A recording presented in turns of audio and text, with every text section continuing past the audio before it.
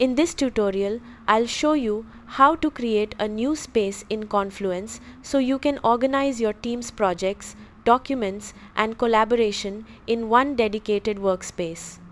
To get started, open Confluence and click the Create button in the top navigation bar. From the menu that appears, choose Space. If you don't see this option, open the Spaces menu and select Create a Space. Next, choose a space template that best fits your needs.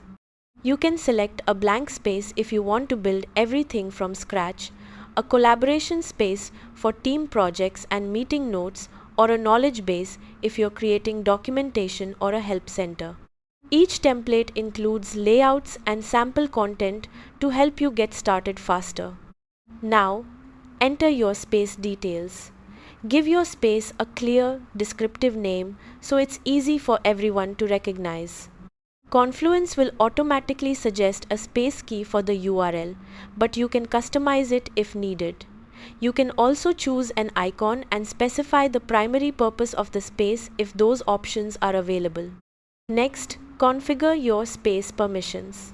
You can keep the space private while you're setting it up, use your organization's default permissions, or copy permissions from an existing space if your Confluence plan supports it.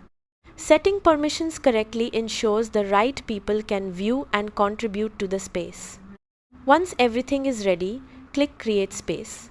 Confluence will create your new workspace, and you can immediately begin adding pages, documents, meeting notes, project plans, and other content.